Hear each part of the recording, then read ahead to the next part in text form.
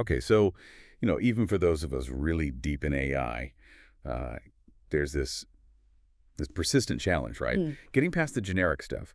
You put together what feels like a really solid prompt, but then the output comes back and it's just, well, flat or maybe a bit off target. It's that moment, isn't it, where you realize you're not just communicating with a machine, you're trying to actually coax creativity from it.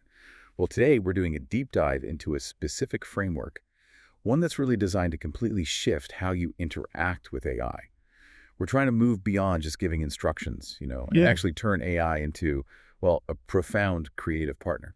exactly. And what makes this framework different, I think, isn't just the way it breaks things down, but how it changes your whole mindset about AI. It's less about just firing off a command and more about, well, architecting a conversation. And that leads to content that doesn't just do the job, but really resonates because you've designed it carefully from the inside out. So this approach, it breaks the whole prompting process into three distinct phases. They're quite manageable: idea, structure, and personality. Right. And what you, the listener, can expect to get from this deep dive is, well, a really clear understanding of how to brainstorm truly original ideas, and then how to shape that content effectively, and finally, how to craft a voice system so you get high-quality output every single time. And look, this isn't just for, like, massive business projects. We're talking applications for sales copy, sure, blog posts, yeah, but even personal things, like planning your next vacation or just figuring out dinner ideas. So, okay, how do we actually get from that sort of hit-or-miss approach to something genuinely collaborative with AI? That's exactly where this Promethean prompting framework comes in. Think of it as a roadmap. It helps you spark ideas, build a structure, define that unique voice. It's meant to be simple, actionable, a real step-by-step method for starting a project from scratch, getting those initial concepts down, building out the content shape, and then finally fine-tuning how it sounds, its voice.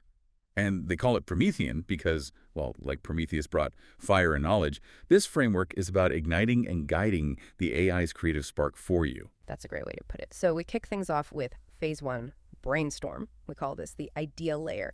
Now, the core strategy here really shifts how you interact with the AI. It moves us away from just transactional prompting towards real guided collaboration. You're shaping raw creative energy. So in this first phase, you're not actually looking for finished content yet. Nope. You're just generating raw ideas, different angles, options. Lots of options. And to do this well, there's some key techniques. First, you assign really clear roles and scenarios to the AI. For example, you could tell it, act as a Gen Z marketer brainstorming Instagram reels for an eco-friendly outdoor gear brand. Very specific. Second, you layer in the full context. That means including your specific goal, who your target audience is, and the distribution channel. Where will this content live? Then you refine through conversation. This is key. Don't just accept the first response. Ask follow-up questions. Maybe ask it to shift formats, explore opposing ideas. And here's a really effective one. Double-click on interesting tangents. So what that means is if the AI throws out a little nugget that sparks something for you, don't just move on. Prompt it to dive deeper into that specific point. Explore that one avenue. And finally, you got to push the AI to think wider. Use prompts like what if scenarios, or maybe give me a contrarian take just to get beyond those obvious surface level ideas. Hmm. That's an interesting shift in thinking, teaching the AI to actually think with you. But does that approach ever risk making the AI maybe too collaborative? Like, could it lead to outputs that drift too far from what you originally wanted if you're not careful? That's a really good question. And the guiding part is absolutely crucial there. You're the director, right? Not just sitting back and watching. You stay in control through those back and forth conversations. You can pull it back if it starts drifting, or you can explicitly tell it, okay, explore that further. If you like where it's heading, you're definitely still steering the ship. Okay, I see. That makes sense. You're guiding the exploration. And what I find really useful about this idea layer is how it directly tackles that, the dreaded blank page problem. It's not just about asking for ideas. It's about systematically coaxing original starting points out of the AI, really pushing past the obvious stuff, like the source material shows. Think about this. You're a SaaS company, maybe making CRM tools, and you're launching a new Shopify integration. You could prompt the AI to act as a content strategist. Brainstorm 5 email newsletter ideas that educate users on this feature and, importantly, drive activation. Winner. Or another example, for a corporate communications lead at a financial firm, they need an internal campaign to boost collaboration. You could ask for 5 creative campaign concepts. Think videos, newsletters, maybe Slack integrations that will actually resonate with both the junior analysts and senior leadership. That's tricky. And there was a really vivid one in the material for a retail clothing brand launching a sustainable collection. The prompt could be, give me 5 Instagram reel ideas highlighting the materials and values, but without sounding preachy. That's a fine line to walk. Right. So you've used phase one, you've brainstormed, you've got this flood of brilliant ideas, great start. But an idea, however brilliant, needs a backbone, right? This is where we shift into phase two. The structure layer, think of it like building the skeleton of your content before you even think about the skin or the personality. So the core strategy here is build that skeleton first. Don't chase the style yet. This phase is purely about structure. We're talking headlines, outlines, specific formats, logical flows. You're explicitly telling the AI how you want the content organized. Don't worry about the voice or the tone at this stage. That focus on saving time on revisions later definitely sounds appealing. But for some people, isn't there a certain creative joy in just letting ideas flow freely and then kind of shaping them organically? Does this structured approach risk, I don't know, maybe stifling that initial creative spark a bit? Yeah, that's a fair point. And for some creative processes, that free flow is essential, but this framework doesn't actually eliminate that. It just segments it. You still have that pure brainstorming in phase one where ideas can run wild. The second phase, structure, is about taking those potentially wild ideas and giving them a usable, logical framework so they can actually be executed. It's really about efficiency in the execution step, not about shutting down the initial ideation. You kind of get the best of both worlds, actually. I see. Okay, so it's about channeling that initial energy into something practical and actionable. The source had a really compelling example. Create a landing page draft for my new AI-powered lead scoring feature. And then it specifies. Structure. Hero header, subheader, 3 benefits with blurbs, 1 testimonial, and a CTA. Keep it business focused for now. I'll refine the tone later. You're literally handing over the blueprint. Or for a LinkedIn post outline about internal transparency boosting retention, you specify structure.hook. Short anecdote, key insight, takeaway. Leave the voice for the next pass. Just want the logic first. And we saw this again with a promo email for, say, a fall clothing capsule. You'd ask for structure, short opener, 3 product highlights with emotional hooks, closing line with light urgency, very precise. So what does this structure-first approach mean for you, the listener? Well, it ensures your content is organized and logical right from the beginning. That saves significant time on rework later. No more getting back something that sounds nice, but is just a completely disorganized mess you have to rebuild. Exactly. And that logically brings us to the final piece. Phase 3, voice, or what we call the personality layer. Now here the core strategy is to think of the AI like a character actor, not just like flicking a switch for tone. It's much more nuanced. This is where you infuse the real style, the nuance, your brand's unique voice. And you do that by defining a persona the AI can really embody. So how do you achieve this? Well, first, you build a detailed character profile for the AI. Think about things like age, their values, their expertise level, even specific quirks maybe. You can also use these this, not that style maps. For example, conversational but not slangy, professional but definitely not stiff. Think Fast Company meets Harvard Business Review.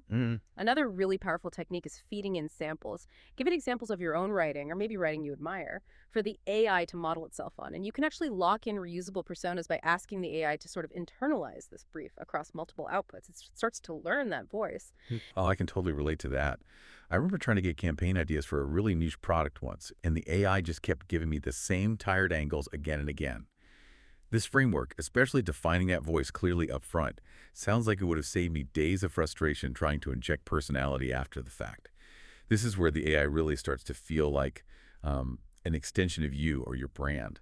Imagine, like the source suggests, rewriting a B2B lead nurturing blog draft in the voice of a Gen X product marketer who's practical, sharp, and frankly tired of buzzwords. You know, someone who speaks plainly, writes like they're just chatting with a peer over coffee. That's a specific voice.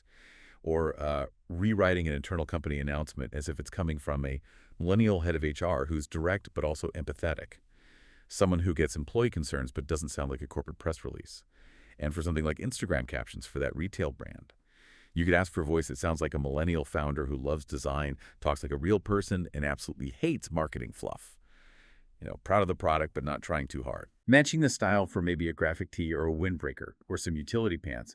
Yeah, this phase feels absolutely crucial for making sure your AI-generated content sounds authentic. It helps prevent that generic robotic text that, let's be honest, we can all spot a mile off. Absolutely. And if we pull back and look at the big picture, these 3 phases, idea, structure, voice, they combine into a remarkably simple but also repeatable formula for building these high-performance prompts. It boils down to role plus goal plus format plus audience plus voice persona. Okay, let's see that in action. The source gives this clear example. Act as a sauce product marketer. That's the role. I'm launching a Shopify integration. Goal. Draft LinkedIn post outline format for small business owners audience. Write it like a practical, sharp Gen X product marketer who's tired of buzzwords, voice persona. Wow. Yeah, you can really see how all those layers stack together there to create something incredibly specific and much more likely to be effective, right? Exactly. And then for even sharper results, you can layer in what the source calls bonus filters. Think of these as extra layers of specificity. These could include age or demographic. Maybe you specifically want Gen Z, Millennial, or Gen X perspectives. A specific setting like, should this sound like it was written in an office, a coffee shop, someone's living room? It changes the feel. An emotional tone are you going for? Bold, empathetic, witty, sharp, casual. And finally, an industry lens tailoring it specifically for SaaS, finance, fashion, health, whatever your field is. Gotcha. So these filters are kind of like the fine-tuning knobs, yeah, Yeah. for getting maximum precision and really dialing in exactly what you need from the AI. That's a perfect analogy. So just to wrap it all up, this framework gives you a really straightforward system to design better prompts. You start wide with the ideas, then you build the structure, the skeleton, and finally you layer in that crucial voice or personality. It really is about shaping the conversation with the AI, not just, barking instructions at it. Think about how much mental energy we all spend wrestling with a blank page or trying to force some generic AI output to sound like our brand. This framework helps systematically take away those pain points.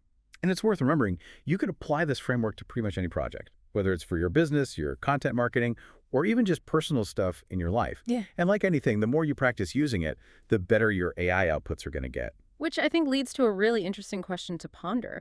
What kind of genuinely collaborative, creative partner could you build with AI? If you approach your prompts with this kind of flexibility, this conversational style, and this sort of intelligent structure, how much more impactful could your interactions with AI actually become?